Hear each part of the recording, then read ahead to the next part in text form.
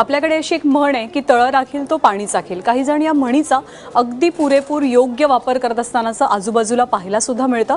मुंबई नागपूर एक्सप्रेसवेची घोषणा झाली आणि आजी माजी अधिकाऱ्यांनी या एक्सप्रेसवेच्या आजूबाजूला असलेली 1000 हेक्टरपेक्षा जास्त जमीन ही खरेदी केलेली आहे। आता या सगळ्या अधिकाऱ्यांना ही जमीन इतक्या कवडीमोल भावात मिळालीच कशी हा प्रश्न उपस्थित झालाय।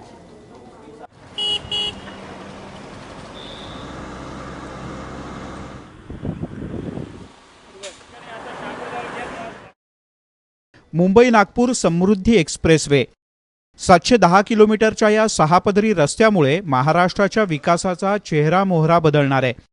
हायवेच्या दुतर्फा मेगा सिटी, मोठे प्रोजेक्ट्स, हॉटेल्स हे सगळं उभारलं जाणार आहे। पण कुणकुण लागताच आजी माजी सनदी अधिकाऱ्यांनी हायवेच्या आजूबाजूची जमीन कवडीमोल दरानं खिशात घातल्याचा आरोप सामाजिक कार्यकर्ते आणि आमदारांनी केलाय। या अधिकाऱ्यांची लाचलुचपत विभागाकडून चौकशी व्हावी की एवढी माया जमा कुठून केली यांनी, त्यांचा पगार किती, त्यांनी जमीन खरेदी केलेली आहेत।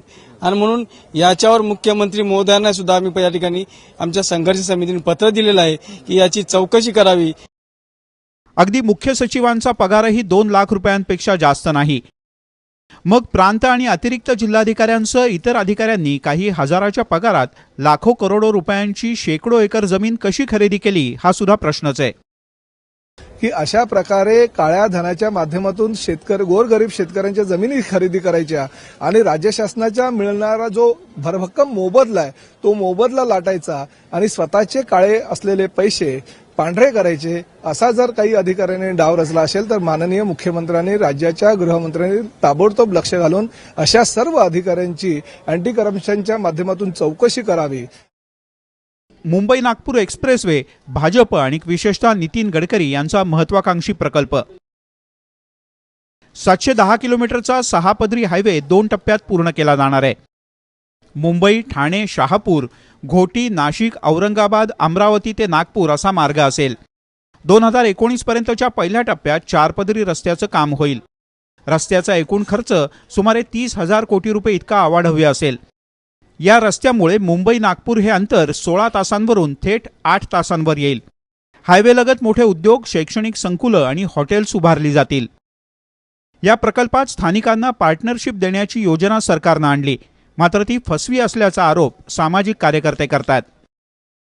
या देशामध्ये 2013चा भूमी अधिग्रहण कायदा इतका पारदर्शक आणि प्रभावी असताना देखील लँड पुलिंग नावाच्या नवीन योजना कशासाठी आणल्या जातात तर शेतकऱ्याच्या जमिनी बळजबरीने बळाचा ताकदीचा धाकदपट्टा दाखवून ताब्यात घेण्यासाठी आणल्या जातात आणि यामध्ये शेतकरी कुठल्याही प्रकारे समृद्ध होत नाही। आज जर या ठिकाणी हे 2000 या 5 गावांचे 2000 एकर जमीन विकसित करायची असेल तर याला 25-30 वर्षापेक्षा जास्त काळ लागेल।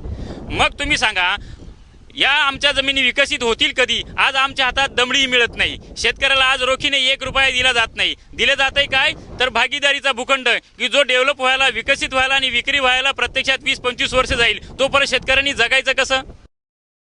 विकास प्रकल्पांची माहिती अधिकाऱ्यांना सर्वात आधी मिळते आणि त्याचा सर्रास फायदाही उठवला जातो, मात्र त्यासाठी कोट्यवधी रुपये येतात कुठून याची चौकशी होणं गरजेचं आहे।